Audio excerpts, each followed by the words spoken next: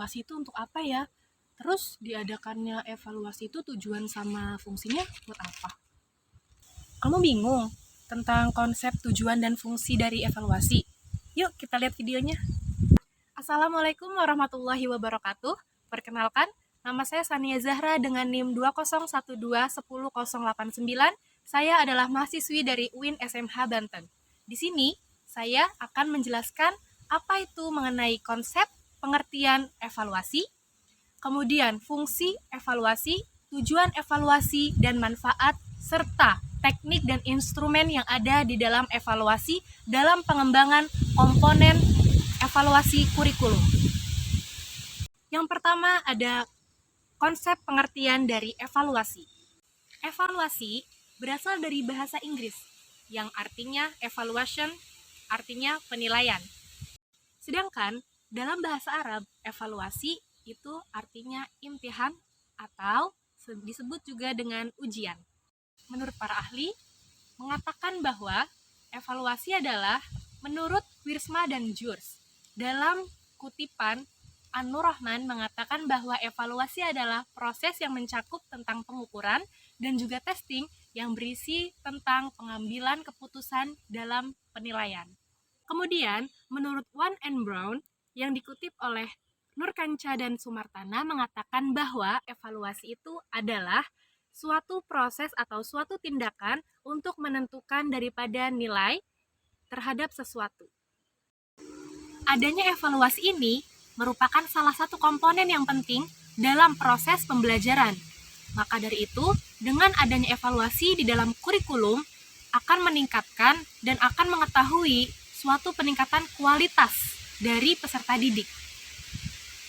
Di dalam Islam juga diajarkan bahwasannya evaluasi itu terdapat dalam Quran surat Al-Hasr ayat 18. Allah Subhanahu wa taala berfirman, A'udzu billahi minasyaitonir rajim. Bismillahirrahmanirrahim. Ya ayyuhalladzina amanu taqullaha wal tanzur nafsum ma qaddamat lighad wattaqullah innallaha khabirum bima ta'malun. adalah konsep pengertian dari evaluasi. Kemudian, di sini saya akan membahas mengenai tujuan dari adanya evaluasi. Adanya tujuan dari evaluasi yaitu adalah untuk mengetahui atau untuk melihat sejauh mana program atau kegiatan yang dapat menentukan suatu tujuan yang telah ditetapkan. Kemudian, menurut Rees and Walker mengemukakan bahwa harus adanya evaluasi itu yaitu dengan alasan yang pertama, memotivasi siswa, mendukung terlaksananya kegiatan pembelajaran, dan dapat menguji pemahaman serta kemampuan siswa. Sedangkan menurut Hamdani mengatakan bahwa adanya tujuan evaluasi yaitu untuk mendapatkan informasi yang akurat tentang tingkat pencapaian tujuan instruksional oleh siswa sehingga dapat diupayakan tindak lanjutnya. Itu adalah tujuan dari adanya evaluasi. Kemudian, di dalam evaluasi terdapat juga fungsi-fungsi dari evaluasi. Apa saja fungsinya? Apa sih fungsi dari adanya evaluasi? Menurut Wayan Nurkancana mengatakan bahwa evaluasi yaitu fungsi-fungsinya yang pertama yaitu untuk mengetahui taraf kesiapan peserta didik. Maksudnya adalah seorang guru harus melakukan kegiatan evaluasi untuk mengetahui suatu taraf kesiapan peserta didik tersebut. Apakah peserta didik itu sudah mampu dalam menguasai pembelajaran ataukah belum?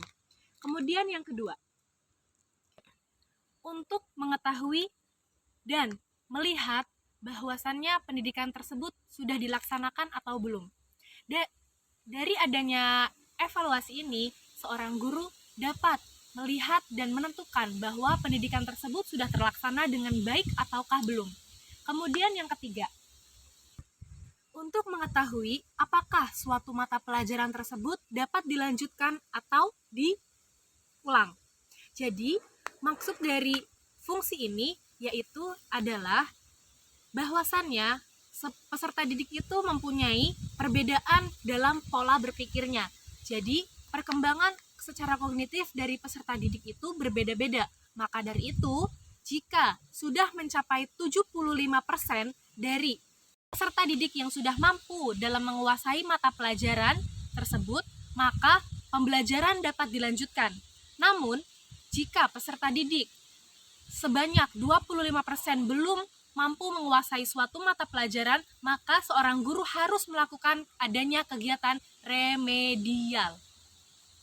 Maka dari itu, penting perlunya ada evaluasi pembelajaran supaya seorang guru dapat mengetahui peserta didik mana saja yang sudah mampu dengan baik menguasai mata pelajaran dari pembelajaran di sekolah. Di dalam evaluasi, itu terdapat manfaat dari adanya evaluasi. Yang pertama, manfaat bagi siswa. Dan yang kedua, manfaat bagi guru. Yang pertama, manfaat bagi siswa atau peserta didik, yaitu membangkitkan minat dan motivasi belajar. Dengan adanya kegiatan evaluasi, guru dapat mengetahui bahwasannya siswa ini mempunyai kemampuan atau potensi dan minat di bidang apa, dan siswa juga dengan adanya kegiatan evaluasi dapat mengetahui minat dan bakat yang ada di dalam dirinya apa. Contohnya, seorang siswa mempunyai bakat di bidang olahraga, maka siswa tersebut pasti akan terus termotivasi dan terus semangat dalam mempelajari pembelajaran olahraga tersebut, seperti renang, berlari, jalan cepat, dan lain-lainnya. Kemudian, siswa yang terus termotivasi dan giat dalam mengembangkan minat dan bakatnya akan dapat melanjutkan ke jenjang yang lebih lanjut lagi, seperti mewakili olimpiade-olimpiade lainnya di tingkat pendidikan tersebut. Yang kedua, untuk membentuk sikap positif dari kegiatan pembelajaran. Maksudnya, siswa dapat membentuk sikap positif dari adanya evaluasi belajar. Nah, contoh misalnya siswa mendapatkan nilai yang memuaskan di mata pelajaran matematika. Pasti dia akan terus menggali dan akan terus menyebarkan potensi yang ada di dalam dirinya. Seperti temannya itu kurang memahami dari pelajaran matematika. Nah, dia dapat membantu dan menyebarkan bentuk-bentuk sikap kepositifannya terhadap pembelajaran matematika kepada teman-temannya, dan teman-temannya itu dapat memahami dan menyukai dari pelajaran matematika tersebut. Jadi, dapat diambil kesimpulan bahwa bentuk sikap positif di sini adalah positive vibes yang diberikan oleh seorang siswa yang menyukai pelajaran matematika kepada temannya yang kurang menyukai pelajaran matematika. Kemudian yang ketiga, yaitu untuk memahami pembelajaran lebih dalam lagi. Dengan adanya kegiatan evaluasi ini dapat membantu siswa atau peserta didik dalam memahami pelajaran yang telah diajarkan oleh guru mereka. Misalkan seorang peserta didik belum mengetahui atau belum mampu dalam mempelajari matematika.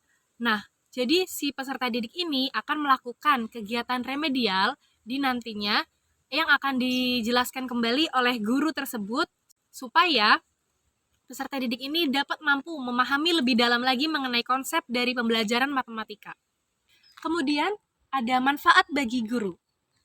Yang pertama, manfaat bagi guru dalam adanya evaluasi ini yaitu adalah feedback terhadap perbaikan kepada peserta didik dalam sistem belajar mengajar. Adanya feedback terhadap perbaikan oleh peserta didik, maka kegiatan evaluasi itu perlu dilakukan oleh seorang guru kepada peserta didiknya. Yang kedua, itu ada promosi siswa. Dan yang ketiga, itu manfaat bagi seorang guru yaitu menyusun laporan pertumbuhan dan perkembangan peserta didik kepada orang tua.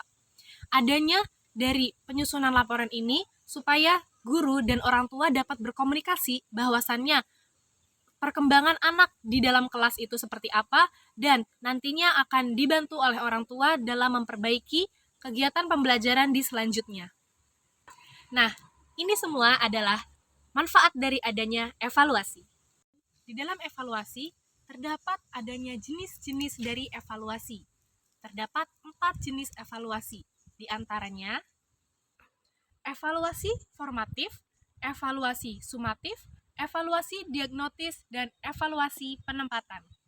Yang pertama, evaluasi formatif, yaitu evaluasi yang dilaksanakan pada setiap akhir program pembelajaran. Yang kedua, ada evaluasi sumatif. Evaluasi ini dilakukan pada setiap akhir tahun program pembelajaran. Kemudian, yang ketiga, ada evaluasi diagnostik. Evaluasi diagnostik yaitu evaluasi yang dilakukan untuk melihat kelemahan dari peserta didik dan faktor penyebabnya. Evaluasi ini dilakukan supaya peserta didik dapat melakukan kegiatan remedial dan keperluan adanya bimbingan belajar. Kemudian yang keempat, terdapat evaluasi penempatan. Evaluasi ini dilakukan untuk menempatkan peserta didik dalam situasi belajar mengajar. Nah, demikianlah jenis-jenis dari adanya evaluasi. Selanjutnya ada teknik-teknik dan instrumen dalam evaluasi. Teknik dalam evaluasi dibagi menjadi 2. Yang pertama ada tes dan non-tes. Yang pertama ada tes. Menurut Novan, dilakukannya suatu tes di sekolah itu untuk mengukur kemampuan berpikir atau kognitif bagi peserta didik.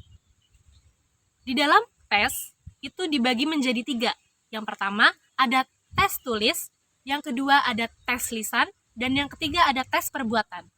Yang pertama, tes tulis. Tes tulis adalah suatu tes yang dilakukan dengan cara mengisi suatu pertanyaan dengan jawaban yang tepat dengan cara mengisi dari lembar pertanyaan tersebut. Kemudian, tes yang kedua, yaitu tes lisan. Tes lisan ini dilakukan dengan cara memberikan pertanyaan dan langsung menjawabnya secara lisan. Kemudian yang ketiga ada tes perbuatan. Tes ini dilakukan sebagai pengukuran dari adanya domain psikomotorik. Jadi, dengan adanya tes perbuatan ini, kita jadi mengetahui peserta didik itu mampu menguasai dari adanya psikomotorik dia atau keterampilan peserta didik.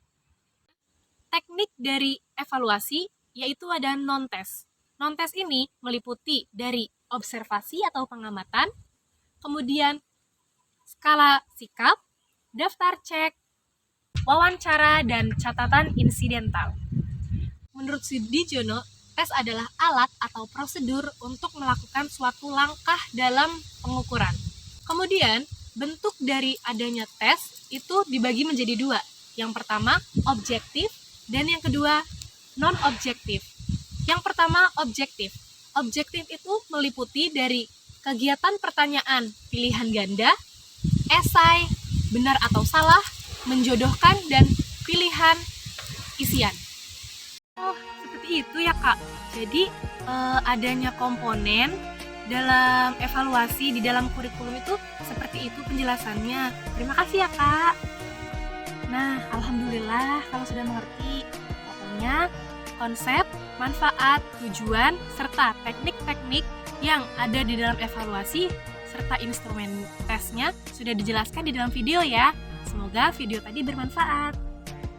Bang Ian ditinggal kekasih. Cukup sekian dan terima kasih. Terima kasih ya yang sudah menyaksikan video ini. Semoga video ini bermanfaat untuk kita semua. Wabillahi taufiq wal hidayah. Wassalamualaikum warahmatullahi wabarakatuh. Sampai jumpa.